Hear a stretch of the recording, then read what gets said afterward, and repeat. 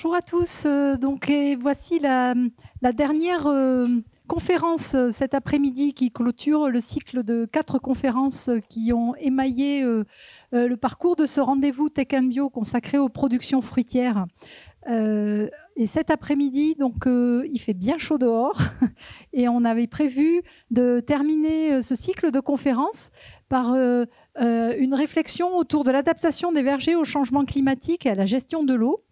Comme vous le savez, les productions fruitières occupent une place économique et territoriale très significative dans notre région d'Occitanie, où on a également pas moins de 9 signes officiels de qualité qui concernent les fruits frais. Du coup, il nous a paru important d'anticiper, de réfléchir et de vous proposer justement cet échange et certains arguments aussi scientifiques pour voir un petit peu mieux connaître les effets du changement climatique par rapport à la performance et à la diversité de nos vergers, de nos productions fruitières. Et sachant que, justement, la production fruitière en Occitanie, qu'on soit ici dans le Tarn-et-Garonne ou dans le Gard, l'Hérault ou dans les Pyrénées-Orientales, elle est étroitement liée à l'irrigation. Du coup, il faut aussi anticiper les aléas et les impacts des aléas climatiques pour maintenir une qualité satisfaisante des fruits et apporter plus de résilience aux vergers. Donc cet après-midi, pour nourrir un peu votre réflexion autour de ces questions d'irrigation en termes un peu socio-économiques, stratégiques et tactiques, on a un plateau riche et compétent d'intervenants. C'est d'abord Jean-Louis Sagne, qui est le local de l'étape, si je puis dire, de la Chambre d'agriculture du Tarn-et-Garonne, qui va intervenir avec Pierre Goulard de la Chambre régionale d'agriculture pour poser un petit peu le décor, le contexte du verger bio régional, enfin du Sud-Ouest, et dans la dynamique aussi qui a été générée par le Varenne de l'eau.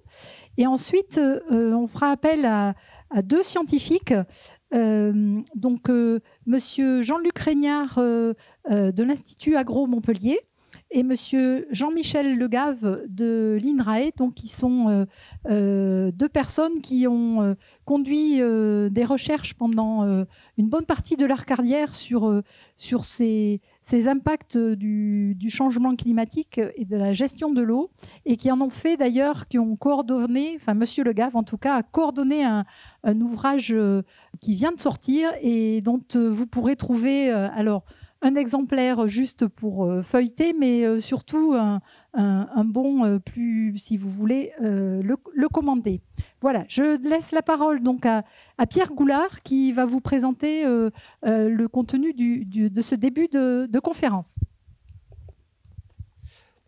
Merci Anne. Bonjour à toutes et tous. Donc Pierre Goulard, je suis chef du service agroécologie, eau et climat à la Chambre régionale d'agriculture Occitanie. Et donc ce que l'on vous propose avec Jean-Louis Sagne, c'est de faire un peu une introduction à cette séquence.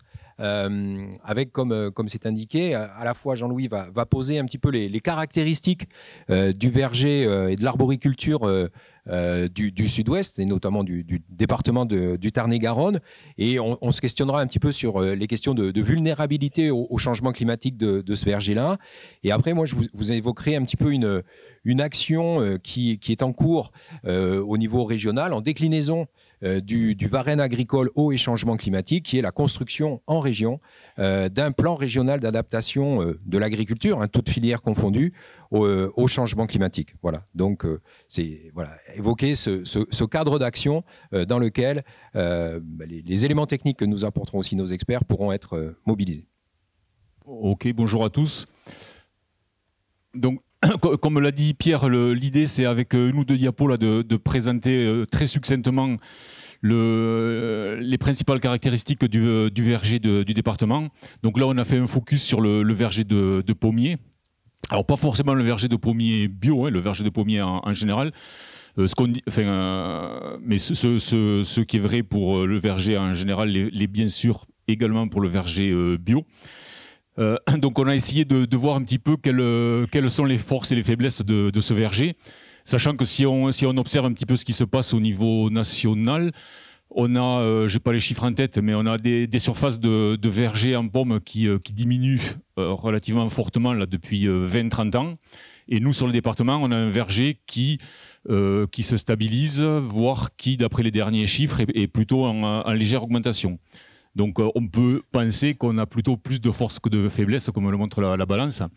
Donc dans ce qu'on estime être les forces du verger départemental et régional, bon, en premier lieu, c'est la situation pédoclimatique. Donc on a justement des situations de sol et de climat qui conviennent visiblement bien à la culture de la pomme.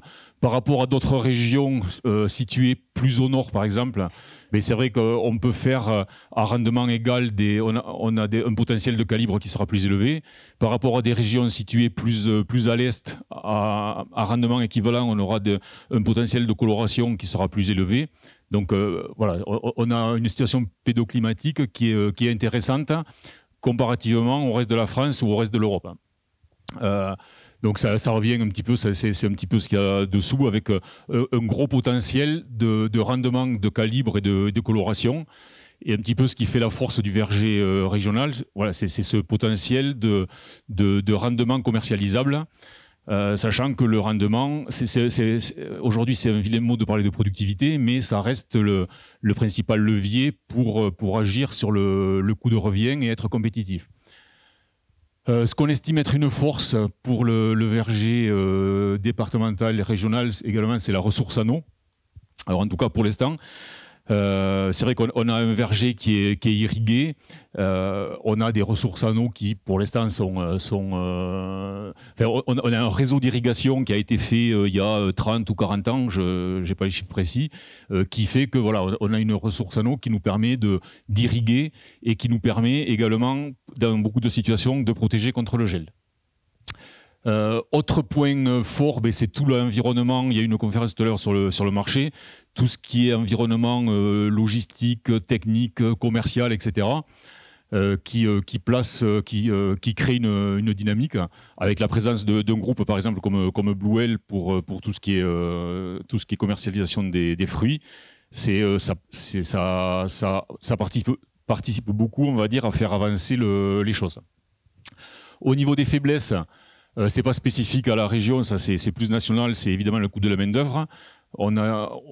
Parmi les pays producteurs de fruits, on est un des pays, ou le pays certainement où la main-d'œuvre est la plus chère.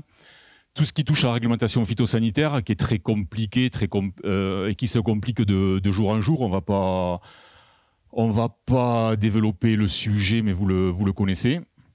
Et après, on est vraiment une zone de production relativement éloignée des centres de consommation. C'est-à-dire que les fruits qu'on produit ici, on a beaucoup parlé de marchés courts, de choses comme ça. Si on produit que pour Montauban et Toulouse, on n'aurait pas besoin de tous les hectares qu'on a sur la région. Donc cet éloignement des grands centres de consommation que sont Paris, que sont les grandes villes, qui est le nord de l'Europe, etc., ça fait qu'on est une région qui, depuis très longtemps, est très fortement axée sur l'expédition et sur l'exportation. Donc, on est le premier département, on l'a dit, ça on l'a dit. Donc, un verger, donc une des caractéristiques fortes, c'est le niveau de productivité. Et la simplicité par rapport à tout ce qui est... les producteurs de tout temps, ils ont cherché à s'adapter par rapport au coût de la main-d'œuvre. On a cherché à faire des vergers simples, faciles à travailler, très, très accessibles. Donc, juste tu peux mettre la diapo d'après. Le verger régional aujourd'hui, très classique, du verger en axe, le plus simple possible. Il n'y a pas grand chose à dire dessus, quoi. C'est un axe, des branches fruitières et des pommes dessus, quoi, à des densités relativement élevées. Il est équipé quasiment à 100% de filets paragrèle depuis une vingtaine d'années, peut-être 30 même maintenant. D'irrigation bien évidemment, de protection antigel. Donc tout ça, c'est déjà un petit peu des adaptations aux aléas climatiques. Je ne sais pas si c'est au changement climatique, mais en tout cas aux aléas climatiques. Une caractéristique, c'est un fort taux de renouvellement. C'est un verger qui est jeune et qui un producteur moyen ici, chaque année, il va replanter une partie de son verger, 6-7% sur du pommier. Donc voilà, en 2 diapos, un petit focus sur le verger du département. Et ce qu'on attend donc nous de l'intervention, c'est, comme l'a dit Pierre, c'est dans quelle mesure ce type de verger, dans quelle mesure il est vulnérable ou pas, et à quelles adaptations il nous faudra réfléchir pour les 20 ans qui viennent. Parce qu'un verger, ça se réfléchit pour 20-25 ans, quoi. Merci Jean-Louis. Donc, avant de donner la parole aux experts et de poursuivre le débat que vient de lancer Jean-Louis, juste, on va prendre un petit peu de recul par rapport aux travaux du Varenne qui ont été lancés, vous le savez, au mois de mai 2021 c'est une initiative donc des ministres de l'agriculture et de l'écologie pour tenter donc de réconcilier eau et agriculture. Donc, un travail national qui s'est focalisé autour de 3 thématiques. Une première concernant les outils d'anticipation et de protection contre les aléas lorsqu'ils surviennent et pour accompagner évidemment les producteurs par rapport à ce sujet-là. Donc on ne va pas rentrer là-dedans, mais par contre on va s'occuper du second sujet qui est de renforcer la résilience de l'agriculture dans une approche globale, voilà, en agissant sur multiples leviers. Variété, pratiques culturales et d'élevage, infrastructures agroécologiques et aussi efficience de l'eau d'irrigation. Donc c'est vraiment dans cette seconde thématique, et la troisième évidemment est concernée la question de la mobilisation de la ressource en eau et de l'accès à l'eau. Donc ce Varenne agricole, il a initié donc des travaux qui se sont déroulés à la fois à l'échelle nationale et notamment sous l'égide des interprofessions, dans le cadre de cette thématique 2, où chaque filière finalement construit un peu sa feuille de route stratégique et de cette feuille de route en décline des leviers d'adaptation. Mais la deuxième échelle de travail qui a été proposée dans le cadre de ce Varenne, c'est l'échelle régionale, où l'objectif est de construire dans chaque région un plan régional d'adaptation de l'agriculture au changement climatique. Et l'une des premières actions que l'on a faites avant de travailler sur ce plan, c'est la réalisation donc, de diagnostics territoriaux où, en prenant appui sur quelques exemples de filières, de couples filières-territoires, comme par exemple l'arboriculture sur le département du Tarn-et-Garonne, on a essayé de caractériser les atouts, faiblesses, opportunités et menaces de chaque couple filière-territoire et d'alimenter ainsi la réflexion pour déboucher ensuite sur le plan régional d'adaptation. Donc en Occitanie, 13 couples filières-territoires ont été travaillés. Donc pour revenir à l'Arbo, dans le cadre donc de ce travail, on a alimenté la réflexion des acteurs qui ont phosphoré sur ces analyses, sur ces diagnostics territoriaux. On leur a alimenté un petit peu la réflexion en leur portant à connaissance ce qu'on appelle des indicateurs agroclimatiques et notamment l'évolution de ceux-ci au regard de projections climatiques que l'on peut réaliser. Là, vous avez une illustration à partir d'un outil des chambres d'agriculture qui s'appelle Climat 21. Donc sur l'Arbo, l'un des premiers indicateurs qu'on a calculé, c'est l'évolution du froid nécessaire à la levée de la dormance sur une station météo qui est Castel-Sarrazin. Donc c'est le nombre d'heures où la température est inférieure à 7,2 degrés du 1er octobre au 28 février. Et où vous voyez donc l'évolution sur la période 1960-1990 en bleu, 2021-2050 en vert, et ensuite une perspective un peu plus lointaine, 2070-2100 en orange. Et donc on voit là l'évolution qui est une baisse réelle du nombre d'heures de froid de 1600 heures à 1000 heures sur cette station en médiane. Deuxième indicateur agroclimatique, c'est la date de dernière gelée sortie d'hiver à Castel-Sarrazin, où on voit que sur le graphique, pareil, de projection climatique réalisée avec l'outil Climat 21, la date des dernières gelées serait avancée du 20 mars au 25 février, ce qui renforce là encore la vulnérabilité du verger sur cet épisode climatique qui hélas, devient de plus en plus récurrent. Le troisième indicateur, c'est le cumul des pluies moins ETP du 1er avril au 31 août à Castel-Sarrazin, et où l'on voit que sur la période si on compare la période de référence, là, les années 2000 jusqu'à 2020, jusqu'à 2100, pardon, on a une aggravation de plus de 90 mm du déficit hydrique. Donc toujours ensuite, le livrable quelque part de ces diagnostics territoriaux, ça a été la réalisation d'une analyse atout, faiblesse, opportunité, menace. Jean-Louis en a exposé quelques-uns tout à l'heure. On ne va pas rentrer dans le détail, mais vous voyez que ça aborde des questions évidemment très techniques liées au verger, mais ça aborde aussi les questions d'environnement et d'accompagnement des producteurs. Ça aborde aussi les questions de recherche-développement, enfin plein de sujets qui ont été ressortis de ces ateliers et à partir desquels maintenant, selon le calendrier qui est posé là, on va construire filière par filière des feuilles de route d'adaptation au changement climatique en région Occitanie, mobilisant des experts pour travailler à la réalisation de ce plan. On mobilise aussi notre Coredef, qui est l'instance de la Chambre régionale dédiée au volet innovation, formation, recherche-développement et conseil, pour orienter aussi et définir des actions sur ces thématiques-là. Et on vise donc la concrétisation de ce plan régional pour le deuxième semestre de 2022.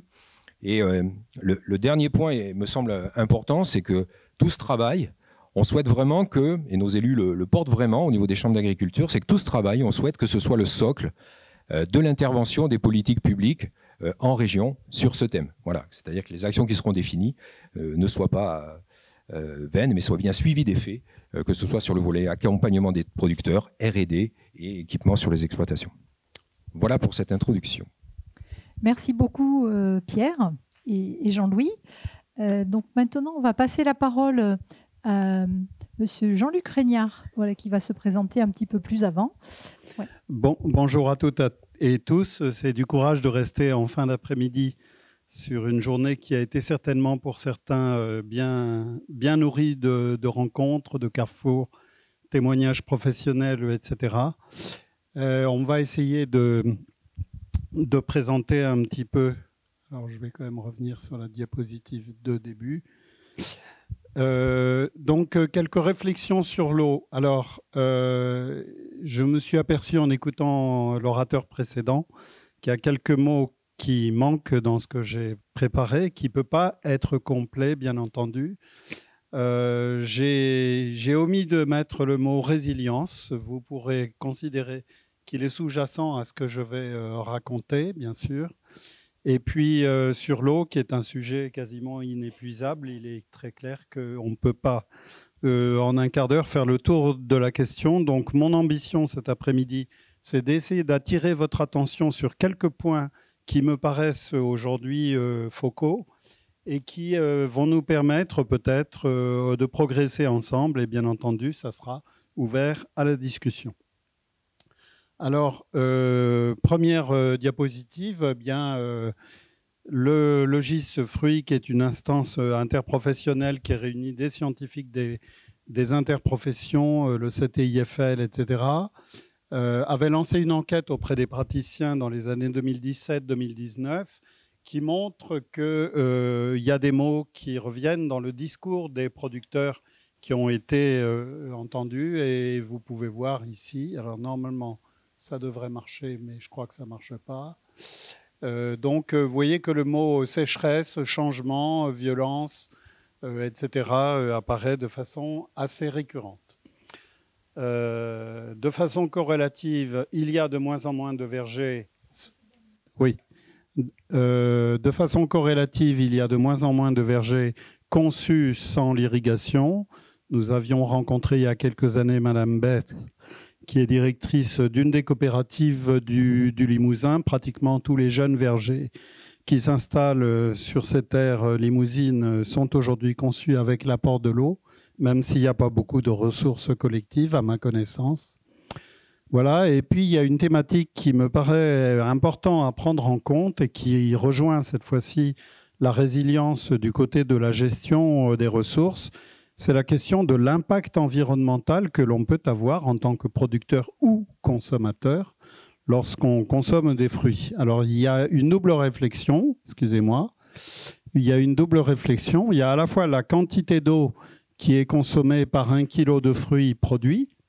Donc, par exemple, pour la pomme, c'est 820 litres sous rendement classique avec un partage entre l'eau bleue, l'eau verte et l'eau grise. On pourra revenir sur ces notions si vous en avez besoin.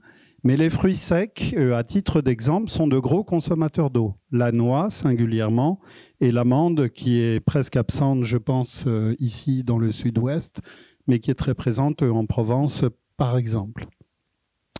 Et j'attire également votre attention sur le fait que l'importation de fruits est un facteur d'aggravation du déficit dans les pays producteurs. Exemple, l'Espagne.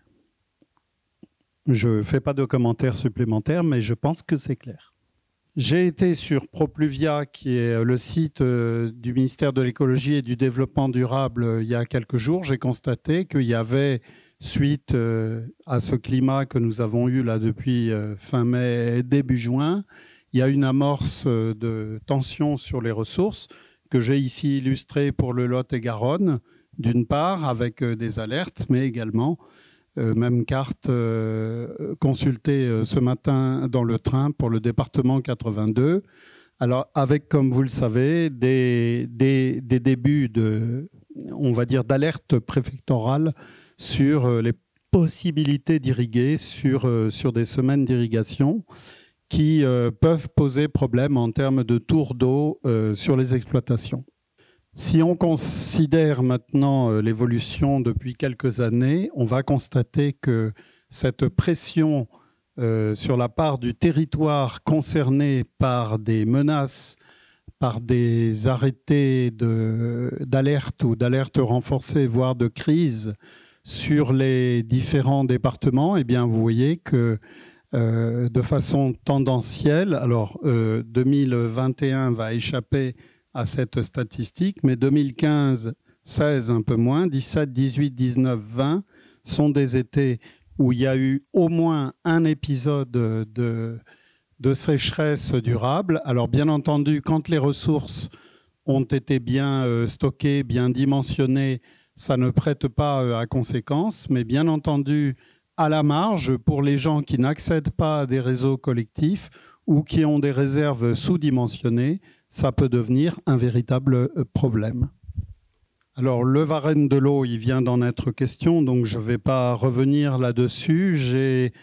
J'ai voulu souligner simplement ici qu'il y a quand même une volonté gouvernementale, on va parler du gouvernement nouveau, bien entendu, de relancer des actions collectives de construction de plans territoriaux de gestion de l'eau qui nous permettrait normalement de sortir des blocages qui ont résulté de la loi sur l'eau dans les années 2000-2010. Donc je passe sur ce point. Alors je ne me suis pas présenté, je vais le faire à présent. Donc j'étais professeur à l'Institut Agro Montpellier. J'ai enseigné l'arboriculture d'une façon un peu large. Et puis tous les enseignants ont une part de recherche. Et depuis une quinzaine d'années, je me suis intéressé aux problèmes d'eau. Alors j'ai collaboré avec des personnes de génétique, d'écophysiologie, etc. Et on a notamment beaucoup travaillé sur le pommier dans notre laboratoire à Montpellier, et notamment sur l'apport que représente le levier génétique, donc la diversité variétale, par rapport aux possibilités d'échapper ou de mieux se comporter par rapport à la contrainte hydrique. Et donc, on a étudié des collections de variétés de pommiers. On a pratiqué de l'imagerie drone pour essayer, alors sans filet, je ne fais pas de jeu de mots ici, il se trouve que notre verger de Moggio n'est pas couvert par des filets, et donc on peut faire facilement de l'image aéroportée infrarouge ainsi que l'indique la photo ici. Là où c'est bleu, en général, c'est que ça transpire plus. Là où c'est rouge, c'est que ça transpire moins. On avait par ailleurs sur cette même collection des travaux concernant l'architecture de ces arbres, l'efficience d'interception qui est à la base du phénomène de productivité de ces arbres. Et ce qui a été intéressant dans un travail récemment publié, c'est de constater finalement que ces trois caractères, c'est-à-dire la réponse à la sécheresse, l'architecture et la capacité productive sont des caractères qui sont en partie faiblement corrélés, c'est-à-dire que les liens génétiques et biologiques entre ces caractères sont un peu distendus, si vous voulez, ce qui fait qu'on peut imaginer que les variétés de demain intègrent progressivement une capacité de meilleure résilience par rapport à des contraintes hydriques, en laissant, on va dire à l'optimum, les autres caractéristiques si possible. Alors, j'ai voulu ici vous rappeler quelques bases, mais je pense qu'elles sont connues de la plupart d'entre vous. Rappelez d'abord que l'eau qui est pompée par l'arbre dans le sol, elle est tirée vers le haut par la demande atmosphérique. Et donc, c'est un peu comme une seringue dont on tirerait le piston. Donc, ça vient soutirer l'eau du sol. L'eau va circuler dans les troncs, les branches, va arriver aux feuilles, va s'évaporer dans les cavités sous-stomatiques, ces petits orifices, et par lesquels elle va s'échapper sous forme de vapeur vers l'atmosphère. Donc tout le système est sous tension. Alors là où ça ne va plus, c'est quand la tension est trop forte. Hein. Et on dit à ce moment-là que la pompe, enfin, ou la seringue, si vous voulez, pour reprendre cette image, se met à caviter parce qu'on a tiré trop fort. C'est-à-dire que la demande atmosphérique est trop forte, ou alors il n'y a pas assez d'eau disponible dans le sol, ce qui correspond aux deux extrémités de ce processus. Et à ce moment-là, le phénomène est très connu en forêt aujourd'hui. On a, à la suite des épisodes climatiques, des phénomènes de perte d'une partie de la canopée, d'une partie de branches, etc., tout simplement parce qu'une partie de la plante a été sujette à ce qu'on appelle une embolie gazeuse, c'est-à-dire la formation de bulles d'air dans les vaisseaux qui interrompent la circulation de la sève et provoquent naturellement la mortalité partielle du végétal. Alors, dans les vergers productifs, irrigués, cette chose n'arrive pas. Mais pour prévenir cela, il faut apporter suffisamment d'eau. Le deuxième élément, qui est un rappel de base très simple, c'est que la feuille comporte donc ces petits orifices qu'on appelle des stomates. Il y en a un représenté en haut. Et au niveau de ces stomates se fait l'échange entre le carbone qui rentre et qui va former la biomasse, et plus tard qui formera les fruits, et puis l'eau qui va s'évaporer. Et la question, c'est la balance, c'est-à-dire combien d'eau faut-il dépenser pour faire 1 kilo de fruits ? Et en fait, il y a une grandeur qui commence à être bien connue maintenant, qui s'appelle l'efficience d'utilisation de l'eau, en anglais Water Use Efficiency, et qui est en fait la quantité de carbone qui va rentrer versus la quantité d'eau qui va sortir.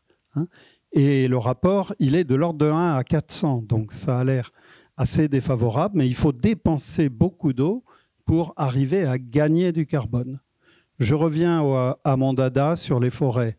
Les forêts méditerranéennes, dans le cas des épisodes de sécheresse, perdent du carbone. Elles sont plus capables d'en acquérir parce qu'il fait trop sec. Donc tous les stomates sont fermés, les échanges ne se font plus. La plante continue à perdre un petit peu d'eau, mais elle ne gagne plus de carbone, elle en perd. Donc la forêt n'est pas toujours un puits de carbone. Revenons à notre verger. Si le verger est bien irrigué, s'il est résilient, s'il est couvert par des filets, si le praticien est attentif, cette situation n'arrive pas. Mais il n'en reste pas moins qu'il faut un certain nombre de molécules d'eau pour former de la biomasse et des fruits. Du côté de l'atmosphère, phénomène bien connu, bon, aujourd'hui c'est un peu un contre-exemple parce qu'on a à la fois un air qui est très, très humide et très chaud, mais sous les conditions dans lesquelles j'ai travaillé plus dans le sud-est, on a souvent des journées estivales qui sont relativement sèches. Au fur et à mesure que la température s'élève, on voit l'humidité relative de l'air diminuer et la pression de vapeur de l'air diminuer elle aussi, ce qui fait qu'on a ce qu'on appelle un déficit de pression de vapeur, et c'est lui qui va jouer le rôle du piston de la seringue qu'on tire, c'est lui qui va contribuer à tirer l'eau hors de la plante. Eh bien, sachez quand même que cette transpiration n'est pas inutile, c'est comme pour nous. Elle a un rôle de thermorégulation, c'est-à-dire qu'une plante qui transpire, elle se rafraîchit. Elle peut atteindre une température plus fraîche que celle de l'air ambiant. Dehors, aujourd'hui, il fait 29, 30, 32. Mais les plantes, si elles transpirent bien, elles ne sont pas à cette température-là. Elles sont à 25, 26, 27 degrés.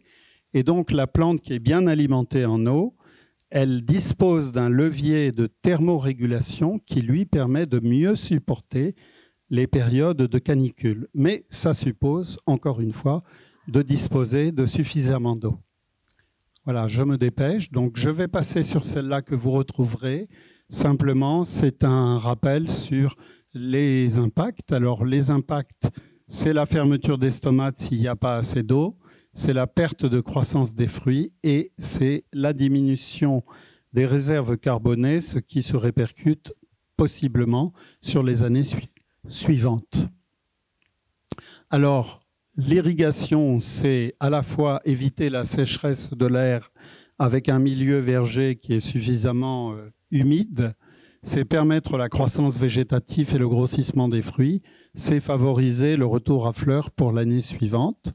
Mais en même temps, on a maintenant de plus en plus présent à l'esprit l'idée qu'il faut piloter les apports d'eau, mieux les dimensionner pour essayer d'optimiser l'efficience d'utilisation et la qualité en production. Donc je vais passer là-dessus. Je voudrais juste vous montrer ceci qui a été fait sur l'amandier. Ce sont les Californiens qui l'ont fait. Vous savez tous que la Californie, depuis plus de 15 ans, est frappée par des sécheresses récurrentes. Il y a très peu de pluviométrie utile.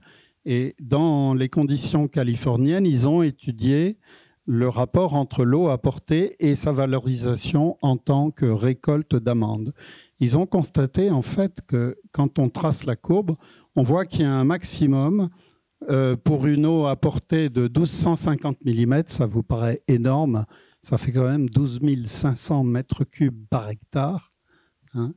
Mais en fait, si on réfléchit à l'efficience de cette eau, on voit que l'optimum, il est inférieur. Il est inférieur à 11 000 mètres cubes, c'est-à-dire 1100 mm. Donc là aussi, on peut parler d'efficience. Et j'ai simplement rappelé en haut qu'il faut, par mètre cube d'eau supplémentaire consommée, on ne rajoute à la récolte que 0,3 kg d'amendon par hectare in fine, ce qui fait réfléchir en termes de raisonnement marginaliste à qu'est-ce que je gagne à amener un petit peu plus d'eau. Donc c'est une question qui est vraiment importante. Vous retrouverez ici la même notion avec la productivité de l'eau dans un essai pêché qui montre là aussi que quelquefois, en rationnant, on peut ici diminuer l'incidence des maladies et améliorer un rendement commercial alors que le rendement brut a chuté. Nous avons fait dans le laboratoire auquel j'ai appartenu quelques essais donc, de restriction hydrique ici en plein été sur pommiers. On a constaté, comme le font tous les praticiens, un effet et un impact sur les rendements avec par exemple sur une demi-dose d'apport la perte d'un calibre à la récolte. Mais en réalité, il est bien établi par de nombreux scientifiques aujourd'hui qu'un léger rationnement aux approches de la maturité n'est pas défavorable, bien au contraire, pour la qualité, pour la solidité de l'épiderme du fruit à la récolte, pour la teneur en sucre, etc. Dans les nouvelles tendances d'irrigation, deux sujets agitent beaucoup le monde scientifique.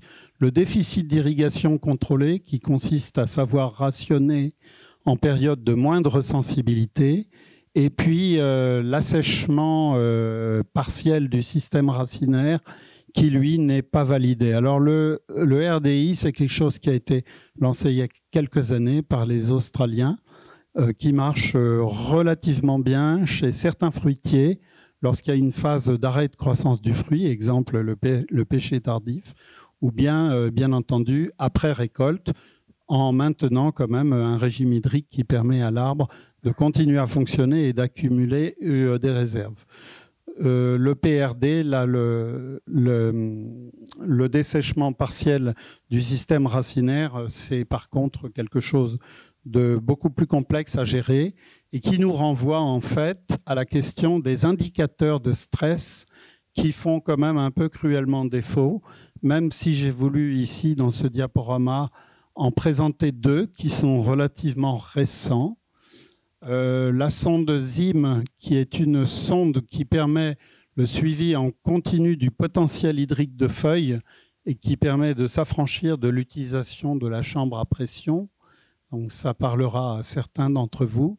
Et puis quelque chose qui n'est pas connu encore en France et en Europe, je pense, qui a été mis au point par des Américains et qui consiste à enfoncer en fait un capteur de flux dans le tronc d'arbre et à suivre là aussi en continu ce qu'on appelle le potentiel hydrique de tronc et qui permet en fait de mesurer de façon constante et d'irriguer à bonne opportunité en fonction de l'état de la plante. Voilà, donc en guise de conclusion, ressources en eau développées, préservées, gérées, mais gérées au sens plein, c'est-à-dire gérées sur le plan technique, mais gérées aussi, vous l'aurez compris, sur le plan économique, en pensant bien qu'aujourd'hui, l'eau, qui est un facteur qui coûte 2 à 3%, je crois, des coûts de production, va inéluctablement être une donnée dont le coût va s'accroître.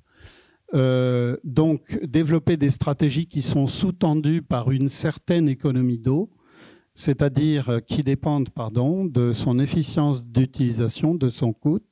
Gagner en précision sur le pilotage, ça paraît essentiel, c'est un effort constant. Et le besoin d'outils pour savoir piloter, mais qui nous renvoie quand même à une question qui peut être discutée aussi. C'est la question de l'homogénéité parcellaire, c'est-à-dire à quel endroit de la parcelle est-ce qu'on acquiert de la donnée pour bien piloter l'ensemble de la parcelle. Voilà, et j'en ai terminé, je vous remercie.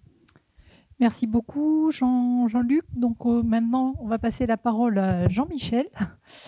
Merci pour cet éclairage, effectivement, avec des résonances économiques aussi pour les producteurs, en plus dans la gestion de l'eau pour les vergers. Bonjour, je suis Jean-Michel Legave, donc maintenant à la retraite, chercheur INRAE. Donc nous avons en fait produit un ouvrage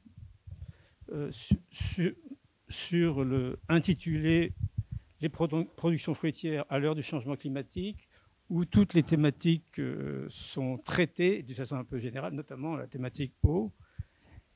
Et alors, donc, vous avez à disposition des flyers pour le commander. Ça a été publié par les éditions Coué. Merci. Alors là, en fait, on a surtout parlé de l'eau, qui est bien sûr traitée dans le livre, mais il y a aussi l'aspect température. Donc là, je vais plutôt parler aussi, il faut choisir sur l'aspect température. Tenez bien le micro près de votre menton. Alors, voilà. Il y a aussi un mot... il y a plusieurs mots dans ce titre qui sont importants. Les impacts et les conséquences. Alors, pour moi, souvent on parle d'effet du changement climatique, mais on mélange beaucoup de choses. Alors, il vaut mieux parler d'impact, par exemple, impact sur les besoins en froid, diminution. Et puis, s'il y a des diminutions, il peut y avoir le froid, mais il peut y avoir aussi des défauts de pollinisation, et tous ces impacts interviennent sur le rendement. Et là, on est au niveau de conséquences. Donc, il faut essayer d'analyser les choses et parler plutôt, à mon avis, d'impact et de conséquences. Ensuite, quand on parle du changement climatique, on a donc notamment pour un certain nombre de caractères qu'on observe annuellement, on a des variations interannuelles. Et le changement climatique, c'est en fait l'art de trouver des tendances. Donc ça, c'est important, et ça fait intervenir aussi les statisticiens. Et notamment, donc, je vais vous parler de phénologie, et on va le voir. Ensuite, le mot important aussi, c'est opportunité. On parle souvent de risques, puis de gérer au mieux. Mais les opportunités, il faut essayer de les trouver. On peut en discuter. Et c'est important parce qu'autrement, s'il n'y a que des risques et qu'il faut trouver des parades avec la température qui augmente telle que vous la connaissez, on peut être vraiment un peu inquiet. Donc il faut aussi penser opportunité. Alors, juste quelques aspects du climatique. Alors, vous voyez qu'en France, on a eu quand même un réchauffement climatique à partir de la fin des années 80, particulièrement important. Donc, la France est une partie continentale qui est particulièrement touchée. Et toutes les dernières décennies, en moyenne, ont tous été plus chaudes les unes que les autres, notamment la dernière. Alors, 2021 a été chaude, donc je ne sais pas comment la classer actuellement, mais sur 2021, 2011, 2020, 2016, 2019 et 2020 ont été particulièrement chaudes. Il faut prendre conscience, à mon avis, ce n'est pas une position politique que je veux dire là, mais que le réchauffement global, il sera au minimum de 2 à 3 degrés. D'ici la fin du siècle, il est impensable qu'on soit en dessous. Alors il faut voir par exemple que 2 degrés, dans la période automne-hiver, c'est la température qui sépare le Meknès au Maroc de Montpellier. Donc, et à Meknès, par exemple, on ne peut plus cultiver des variétés golden, alors qu'en Méditerranée, en zone océanienne, en Occitanie, on peut encore cultiver des pommiers. Donc 2 degrés, quand peut-être après 2050, je ne sais pas, mais peut-être avant, vu ce qui se passe et le peu que l'on fait actuellement.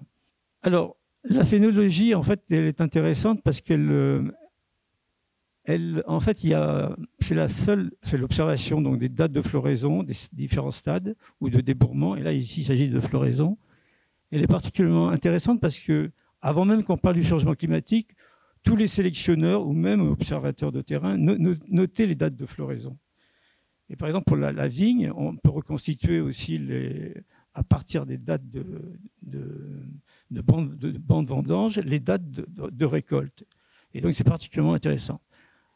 Alors là vous voyez différentes espèces dans différentes régions. Et quand on a récupéré tout cela, on s'est aperçu qu'il y a eu, pour une raison finalement pas très, très claire, même par les climatologues, un réchauffement en France continentale à la fin des années 80. Et depuis, les choses soit se maintiennent ou continuent, on va voir quelques courbes après, à avancer, ou au contraire remontent. Vous avez par exemple une étude qu'on a conduite à l'échelle européenne de Beaune, donc en Rhénanie, à Comté, en Suisse, et à Nîmes, et Forlì du côté adriatique. Alors là, j'ai présenté uniquement les données allemandes, et en bas, les 2 données méditerranéennes. Alors vous voyez qu'il y a effectivement quelque chose de commun à la fin des années 80, une évolution vers la précocité, mais depuis le début des années 2000, il y a un rapprochement des dates de floraison. Et pour quelle raison? Vous l'avez évoqué tout à l'heure, c'est effectivement que, alors d'abord, excusez-moi, l'avancée de floraison globale commune depuis la fin des années 80, elle est due au fait de températures printanières particulièrement élevées, sur ce qu'on appelle l'écodormance. Mais avant, il y a l'endodormance, la levée de qui aboutit à la levée de dormance. Alors, depuis 2000, effectivement, l'effet des températures d'automne et d'hiver tend à particulièrement augmenter et du coup à retarder la floraison. Et si vous prenez par exemple la courbe rouge de Nîmes, avec un biostatisticien, en fait, on n'a plus finalement on a une courbe plate. On n'a pas une courbe à 2 étages. On n'a pas de rupture à la fin des années 80. Alors, vous avez aussi une avancée des dates de maturité. Bon, c'est connu pour les vendanges. Alors là, on a beaucoup plus de mal à récolter des données. Parce que soit on nous donne des dates de récolte, soit des dates de maturité, et puis souvent, ce n'est pas forcément noté. Mais comme globalement, il y a une avancée de la maturité. Et il y a une relation, là je n'ai pas présenté de R2, de coefficient de détermination, mais il y a une relation entre les dates de floraison et les dates de maturité. C'est particulièrement vrai par exemple pour le cerisier, où la date de floraison et la date de récolte, de début de récolte, sont presque parallèles. Dans d'autres cas, ce n'est pas tout à fait la même chose. Vous voyez aussi que pour le pommier, pour la pomme golden, entre Nîmes et la région d'Angers, il tend à y avoir un rapprochement aussi des dates. Les conséquences du réchauffement climatique sur la satisfaction des besoins en froid peut avoir donc des conséquences plus ou moins importantes. Alors prenons d'abord les conséquences les plus graves. C'est ce qu'on appelle les symptômes de manque de froid.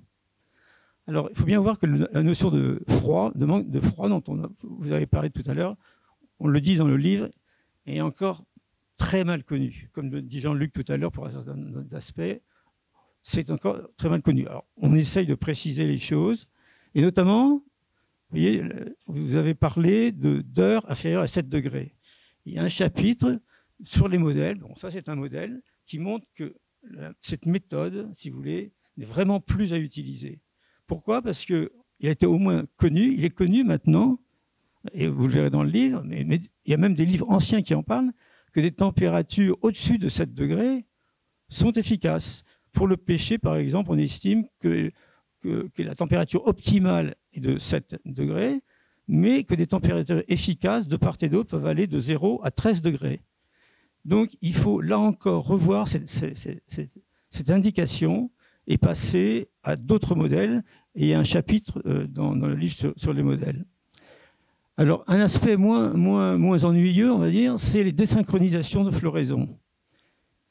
Si vous avez, par exemple, dans le cas de l'amandier, des variétés auto-fertiles, comme chez l'amandier, ici c'est de l'amandier, s'il n'y a pas d'effet froid marqué, de manque de froid marqué, le froid n'est pas un caractère qui crée une différence. Et si les besoins en chaleur aussi ne sont pas très différentes, et l'augmentation des besoins en chaleur ne crée pas de différences marquées. Mais maintenant, là c'est une photo prise au Maroc, où on commence à avoir des manques de froid, même pour l'amandier, qui est réputé peu exigeant en froid. La variété pollinisatrice, si vous voulez, là il s'agit de Marcona et d'une variété française.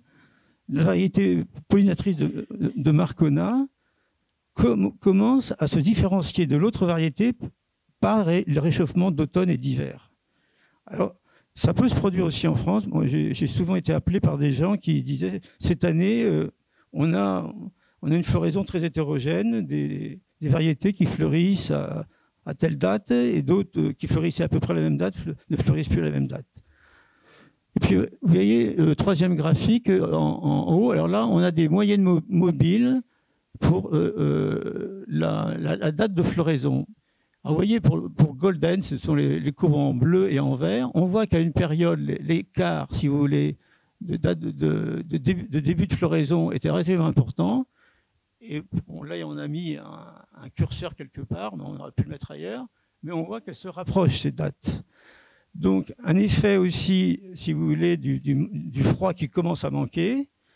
Ça peut être aussi de modifier les décalages de floraison. Et comme les floraisons ont aussi un effet sur les maturités, on pourra assister, ça a été décrit parfois par certaines personnes, à un décalage des gammes variétales, à des gammes variétales qui se modifient. Donc ça, c'est une conséquence qu'on peut commencer à observer. Alors, la question du gel. En fait, la question, on vient d'avoir, notamment en 2020, un gel très important. En 2021, je ne sais pas si c'est aussi important finalement. On a tendance à dire que c'est la date de floraison qui est avancée et qui en est la cause. Alors, déjà, je vous ferai remarquer que, par exemple, en zone méditerranéenne, à Nîmes, le besoin en froid commence à agir et à retarder la levée de dormance, et du coup est antagoniste de l'éco-dormance, et finalement les floraisons tendent à revenir à des dates qu'on a connues auparavant. Donc il n'y a pas forcément avancé partout. Alors, vous avez vu tout à l'heure la courbe pour Beaune. Alors effectivement, là, il y a une avancée importante toujours qui se maintient.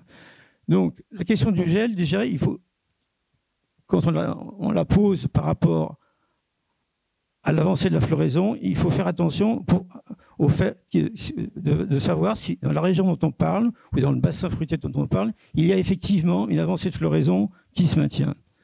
Ensuite, vous voyez, j'ai présenté cette courbe de production de l'abricotier sur 60 ans. Et vous voyez que, bon, à partir des années, à la fin des années 80, où il y a eu des avancées de floraison, on a effectivement des années de gel, mais avant, il y en a eu également. Et des gels qui se sont succédés avec des gels particulièrement importants, comme en 75 et en 77. Donc pour un statisticien aussi, c'est pas évident de dire qu'il y a augmentation, enfin du moins des gels majeurs.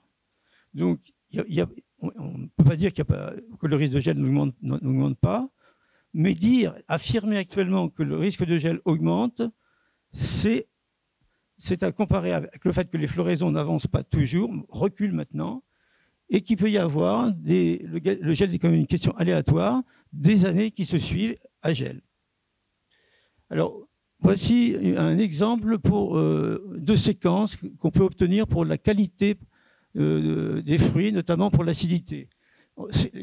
Ces données sont rares. Autant on a beaucoup de données pour la phénologie, autant on en a peu pour la qualité. Ce sont données obtenues en Corse, et on voit bien qu'il y a une tendance vers moins d'acidité, ce qui rejoint la vigne, puisque maintenant c'est bien connu.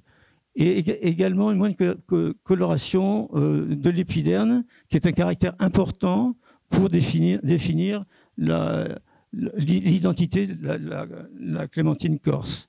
Donc, vous voyez que, alors, dans le livre, il y a un chapitre sur la qualité, vous verrez là aussi d'autres aspects.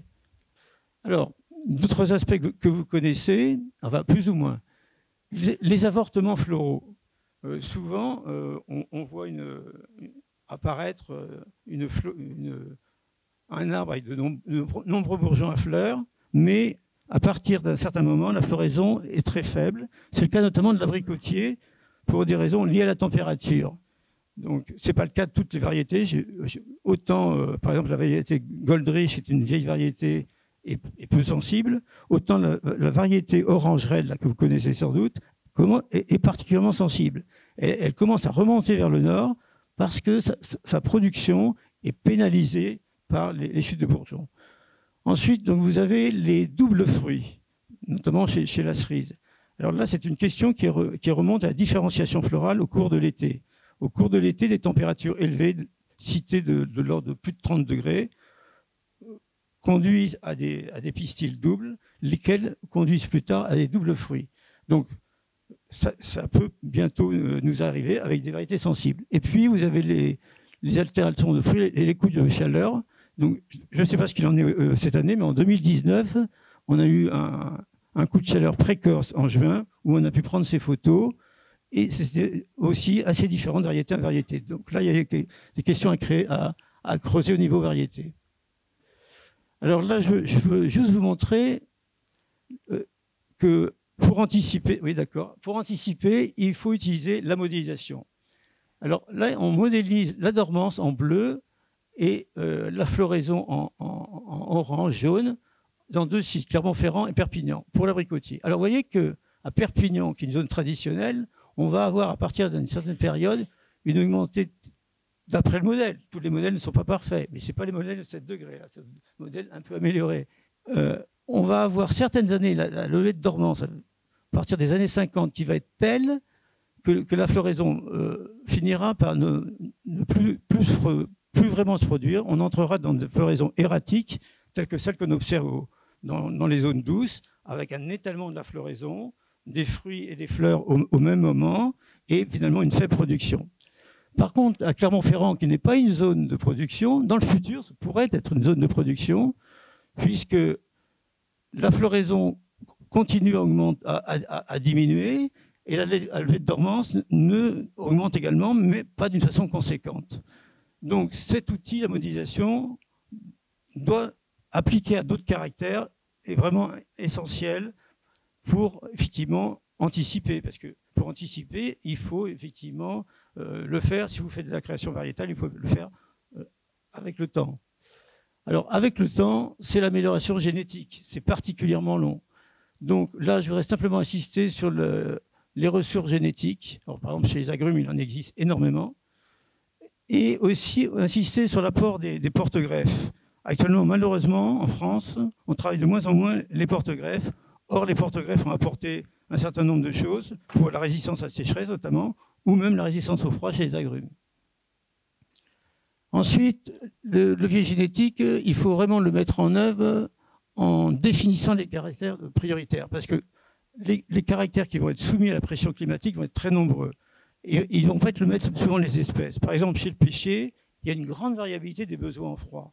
Ce n'est pas un problème essentiel à traiter, il y en aura d'autres. Par contre, chez le cerisier ou chez le pommier, les différences de besoins en froid sont faibles. Les grandes variétés cultivées actuellement sont quand même à peu près du même niveau de besoin en froid et relativement élevé. Ensuite, un caractère intéressant qu'on ne recherchait pas avant, c'est l'autofertilité. Par exemple, chez l'abricotier, on recherchait d'une façon curieuse à introduire des variétés auto-incompatibles parce qu'elles étaient plus belles, plus jolies, etc. Et en fait, on s'est aperçu qu'on commençait à avoir, dans certaines conditions, notamment dans la zone de Perpignan, des désynchronisations. Et donc maintenant, on recherche l'autofertilité. Et là, pour l'autofertilité, on l'a déjà chez l'amandier. C'est un chercheur, Charles Grasselli, qui avait déjà anticipé le changement climatique sans vraiment y penser. Il a créé des variétés autofertiles en trouvant des ressources génétiques dans le sud de l'Italie.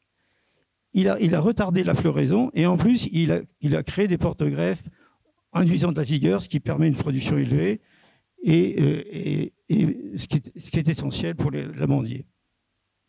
Enfin, on n'échappera pas à des mouvements d'espèces. Donc effectivement, Jean-Luc tout à l'heure a montré la photo pour le pommier. Bon, le pommier, on le cultive encore en zone méridionale, mais il monte effectivement, il est déjà monté en zone de montagne avec le problème de l'eau maintenant qu'il rencontre. Ça sera pareil pour le cerisier. Hein, si on garde les mêmes variétés, on va avoir ce même problème. Par contre, il peut y avoir des opportunités, notamment dans le cas de la Corse, par exemple, les clémentines pourront sans doute se développer en zone méditerranéenne continentale. Parce qu'il y a une grande variabilité de clémentines qui pourront avoir une bonne coloration et l'acidité voulue dans cette région. Et puis, il faut penser à de nouvelles espèces, l'avocatier. En Corse, il y a une connaissance parfaite de la culture de l'avocatier, mais qui a été produite par un ingénieur du CIRAD, mais qui n'est pas utilisée et qu'on peut utiliser. Je signale que les Espagnols l'ont largement utilisé, sont de grands producteurs. Le grenadier commence à être utilisé, le manguier que vous avez à droite, et le pistachier. J'étais à une réunion récemment où j'ai vu des viticulteurs, plutôt dans le sud-est, qui se sont débrouillés pas mal de la viticulture, mais qui voulaient se diversifier. Ils se sont lancés sur le pistachier pour le produire et aussi pour le multiplier. Et ils ont des résultats positifs. Donc il y aura forcément des déplacements des cultures avec des opportunités, mais effectivement, il faudra anticiper. Alors, donc cet ouvrage a été produit par Coué. Il est donc à vos disponibilités là pour le parcourir ou le commander. 47 auteurs y ont participé avec des disciplines complémentaires. Il y a 12 chapitres, mais tout est un peu général. Ce n'est pas un livre de recettes, si vous voulez. On a par contre mis beaucoup de références. Alors malheureusement, elles sont en anglais la plupart du temps, mais ça pose plus de problème pour un certain nombre de personnes. En fait, c'est une première étape de synthèse, de présentation de données, notamment sur la phénologie, si vous voulez, sur les modèles. Vous voyez, par exemple, essayer de dire qu'il y a d'autres modèles. Les Israéliens, notamment, ont développé un modèle qui s'appelle le Dynamic Model, qui est largement supérieur aux heures inférieures à 7 degrés, qui remonte au siècle dernier, si vous voulez. Donc, vous trouverez des choses quand même un peu précises, mais il ne va pas vous donner des recettes complètes. Voilà, merci, je remercie. Merci beaucoup à nos 4 orateurs. Effectivement, vous avez fait une transition inattendue avec les ateliers techniques sur les cultures de diversification qu'on a proposés au cours de cet après-midi, autour du pistachier, du kaki, il y avait quoi le grenadier, merci. Voilà, donc l'amandier également ce matin. Donc on va peut-être vous laisser la salle réagir, peut-être avoir des questions. Alors vous éloignez pas trop hein, les orateurs, parce que je vous passerai peut-être certainement le micro en fonction des questions. Bon, merci au dernier orateur. Je le remercie de ce qu'il a dit, mais malheureusement, avec l'utilisation alternative qu'il faisait du micro, j'avoue que je n'ai pas tout compris. J'ai quand même quelque chose à vous dire. Je conteste fondamentalement le fait que vous puissiez donner des températures en 2050. Mais qu'est-ce que vous en savez? C'est proprement hallucinant. C'est fou, quoi. Personne ne sait les températures qu'on aura dans 28 ans et a fortiori dans 100 ans. Donc je conteste ces affirmations. Vous pouvez répondre, monsieur? Oui, non, mais je passe le micro à Jean-Michel Le Goff tout en avançant. Je pense que plus on s'éloigne et plus effectivement l'incertitude est grande. Mais Jean-Michel, tu veux dire un mot sur les scénarios, peut-être? En fait, vous avez le GIEC que vous connaissez tous, qui a créé des scénarios. Alors effectivement, on peut en douter ou pas. En tout cas, les années qui se suivent vous montrent que ça change. Donc, effectivement, il y a une grande... Si vous voulez, par exemple, quand on prédit la phénologie, effectivement, on a deux problèmes. D'abord, avoir de bons modèles phénologiques. C'est pour ça que j'insistais tout à l'heure, pour en changer, pas garder les 7 degrés. Mais en plus, on prédit au-delà de l'année 2021 avec des modèles climatiques dont on n'est pas sûr. Mais il y a de l'incertitude. Mais je ne suis pas du tout expert du GIEC. Il faudrait les rencontrer pour que vous expliquent en détail les outils qu'ils ont. C'est vrai que la météo nationale vous prédit à 8 ou 10 jours. Mais les tendances peuvent être prédites. Voilà, c'est des tendances. Mais alors, vous pouvez le contester. Ce qui est important, c'est qu'en fait, s'il vous plaît... oui. Alors, en tout cas, l'augmentation de 2 degrés, c'est plus vraiment une connerie. Oui. Donc, l'objectif, c'était aussi de pouvoir répondre aux questions des producteurs, peut-être, où bon, il y a eu quelques perspectives un peu plus optimistes proposées d'actions. Voilà, je ne sais pas s'il y a d'autres questions.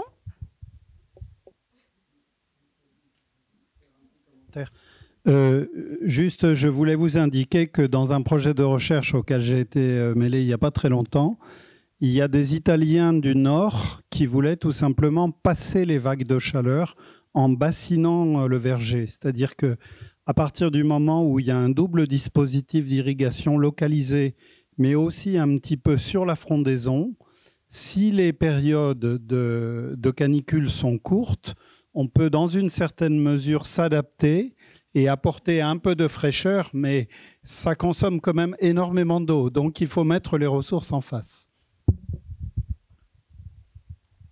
J'ai une question. Vous nous avez parlé de modèles pour, je crois, si j'ai bien compris, des levées de dormance ou des dates de floraison. Est-ce que ce type d'outil, où vous en êtes au niveau recherche, pour qu'il soit disponible, par exemple, pour nos conseillers du réseau Chambre d'agriculture? Moi, je pense que oui.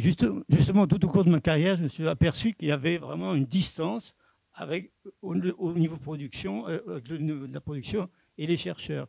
Et par exemple, à Montpellier, vous avez une collègue, Isabelle Schwinn, qui a travaillé sur de nombreux modèles avec de nombreux étrangers, puis il y en a aussi d'autres.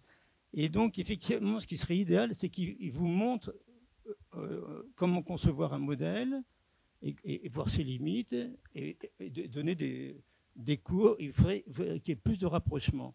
Bon, là c'est pas le cas. Dans le livre, si vous le prenez, dans le chapitre, que je ne trompe pas, dans le chapitre 7, on parle surtout de la dormance, hein, notamment, effectivement, qui va jouer de plus en plus. Effectivement, on a déjà montré qu'effectivement, si on modélisait que sur les dates de floraison, vous savez, comme on fait traditionnellement, on a une série de dates de floraison et on fait des ajustements statistiques avec des températures qu'on ne connaît pas vraiment. Mais maintenant, on a montré depuis longtemps qu'il fallait modéliser les modèles phénologiques. Les températures, on ne peut pas y faire grand-chose. Les modèles phénologiques à partir des processus, et notamment à partir du processus de la dormance. Et vous verrez qu'on commence à connaître un peu plus de choses, mais effectivement, il y a trop peu d'échanges à ce niveau-là avec les producteurs. Et pour moi, encore parler des heures inférieures à 7 degrés, il y a une année, le CTFL c'est une année où il faisait très doux, je ne sais plus laquelle, où le CTFL disait que, en montrant des températures inférieures à 7 degrés, que cette année-là, tout était fichu, il n'y aurait pas de levée de dormance. Et il y a eu levée de dormance pour le pommier, etc. Parce que vous avez des températures au-dessus de 7 degrés. 7 degrés est un optimal, si vous voulez, un optimum, pardon. Mais au-dessus, qui sont efficaces, et Dieu merci. Et ce qu'on appelle les low chilling, ceux qui ont des besoins en froid faibles, ont même des températures élevées, efficientes, relativement élevées, allant jusqu'à 14 degrés, d'après des travaux déjà anciens, remontant aux Israéliens, où il n'y a pas eu aussi beaucoup d'échanges. Mathieu.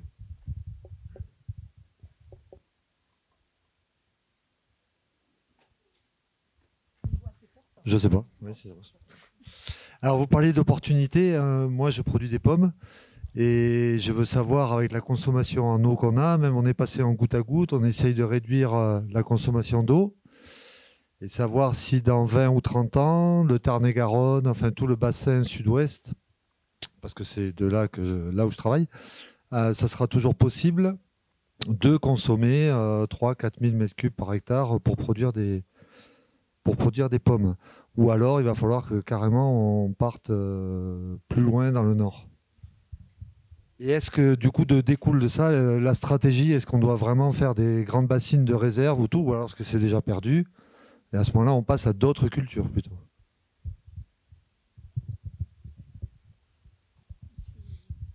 Oui, je pense que ce n'est pas une réponse simple, c'est une interrogation forte. Je pense qu'il y a plusieurs éléments de réponse.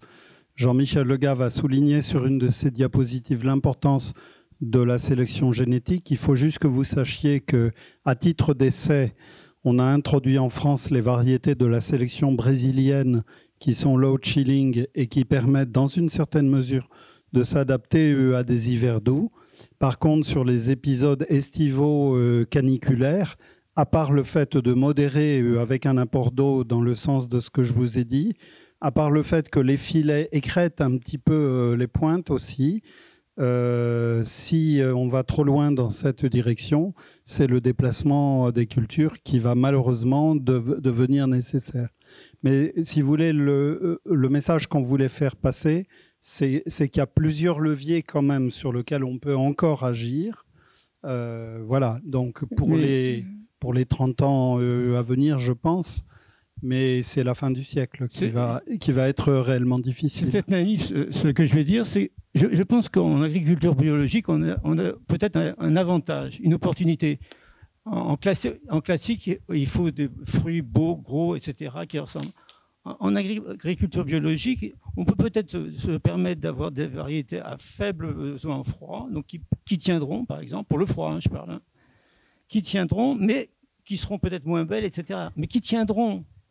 Donc, alors que, étant insuffisamment belles et grosses, elles ne tiendront pas pour le marché. Donc,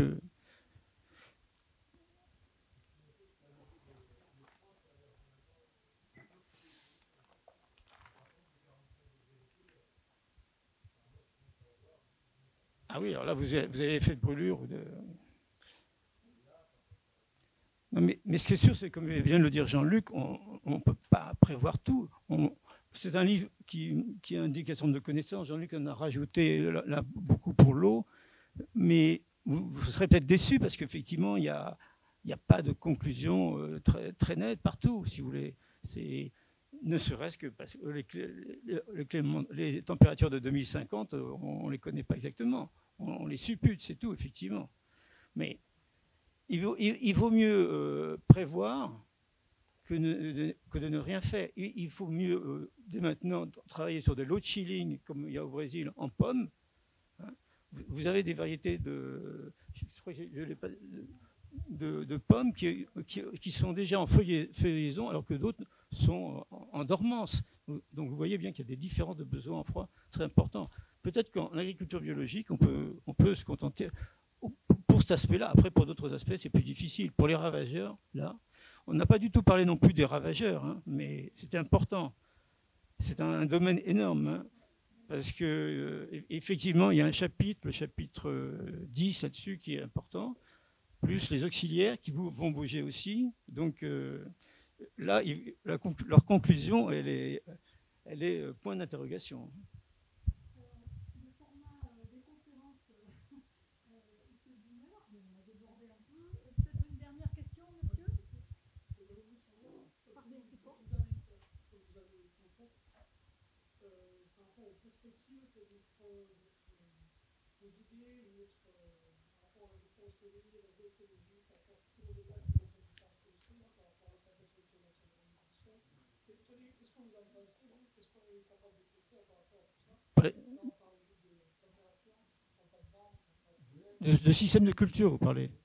Oui, alors il y a un chapitre, le chapitre 12 sur le système de culture et dont l'agroforesterie. Là, vous pouvez trouver et avoir des vergers avec en intégrant plus d'aspects biologiques, plus d'espèces, plus de variétés. Il y a Jean-Luc qui a quelques idées supplémentaires. Non, merci pour cette question parce qu'effectivement, elle est incontournable. Alors, il y a des essais aujourd'hui de vergers alternatifs. Vous avez tous entendu parler d'agroforesterie, de vergers maraîchers. Un verger enherbé, c'est aussi un agrosystème complexe dans lequel il y a des surfaces transpirantes supplémentaires qui sont celles du gazon. Si c'est couvert avec des filets, ça fait un milieu semi-confiné en été qui apporte un petit peu d'écrêtage des températures extrêmes ainsi que je l'indiquais. On va diminuer la demande évaporative de l'atmosphère, mais en même temps, cette humidité contenue va un petit peu arrondir, si vous voulez, les pics thermiques.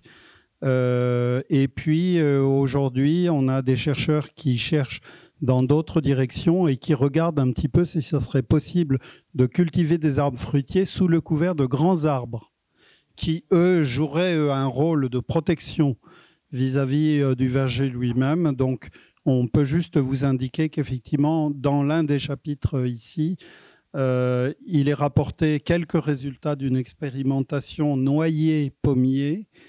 Le problème, c'est que pour l'instant, le système n'est pas optimisé parce que le noyer a une ombre très dense et la densité de cette ombre, en fait, impacte le pommier par rapport à l'intensité de sa ramification et de sa floraison. Mais on peut en effet tout à fait chercher dans cette direction-là. Voilà. Merci beaucoup. On va être obligé de s'arrêter parce que justement nos intervenants sont venus en train et qu'il va falloir qu'ils ne ratent pas le train. En tout cas, je vous remercie beaucoup. Donc cette émission... Ouais.